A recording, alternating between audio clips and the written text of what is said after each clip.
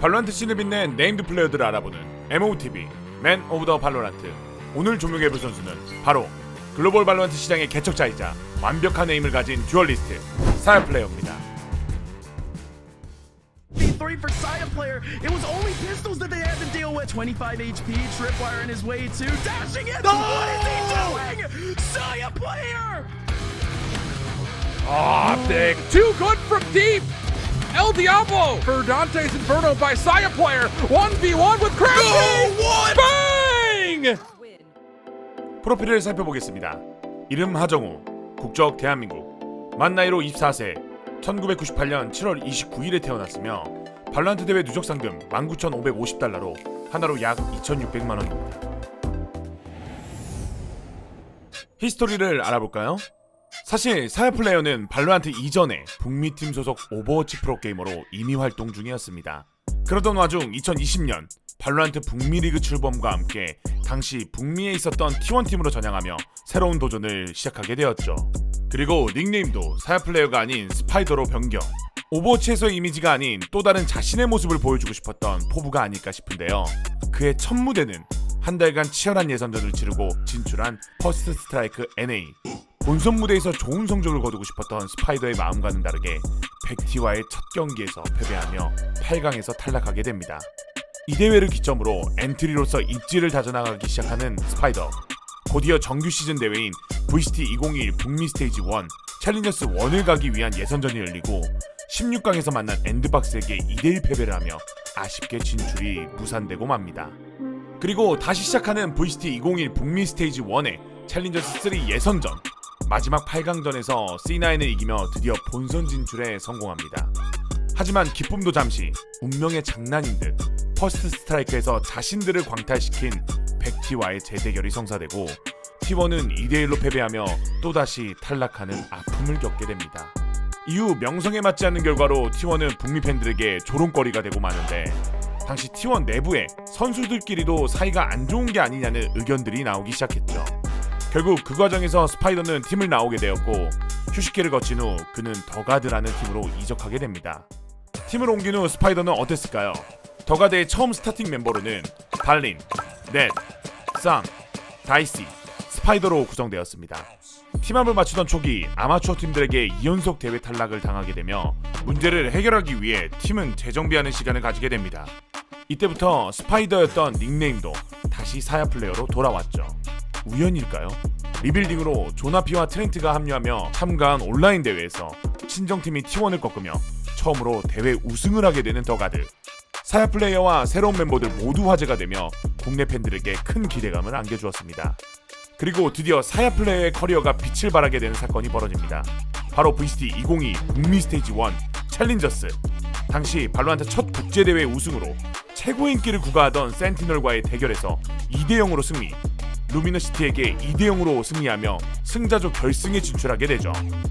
하지만 옵틱과의 싸움에서 패배하며 더가드는 이대로 쓰러지는 듯 했지만 패자조 결승에서 한국인 선수 제타가 있는 C9을 3대0으로 이기며 결승전에서 다시 옵틱과의 리벤지 매치를 성사시킵니다.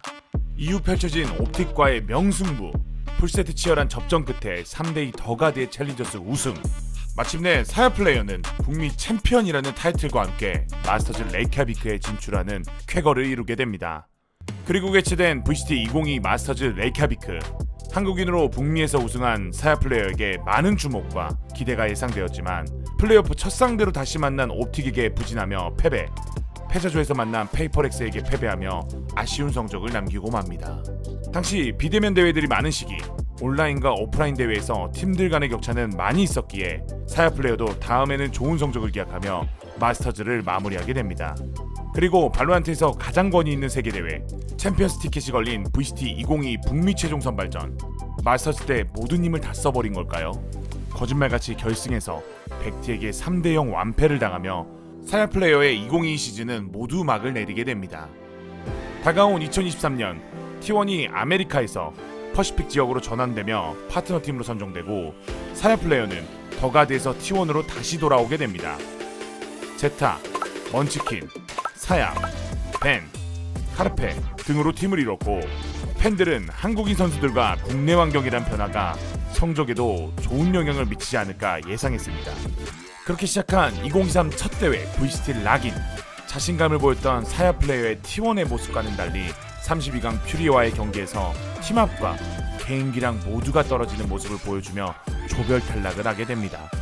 하지만 최근 VCT 퍼시픽 2023이 시작하며 마지막으로 추가된 인트로의 합류로 인해 락인과는 사뭇 다른 느낌으로 다양한 변화를 시도 중이었고, 사야 플레이어 또한 더욱 정교해지고 날카로운 플레이로 팀의 승리에 공헌하고 있는 모습이죠.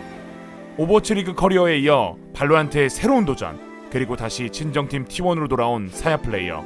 발로란트에서도 FPS의 역사를 써내려갈 수 있을지 많은 기대 부탁드리겠습니다.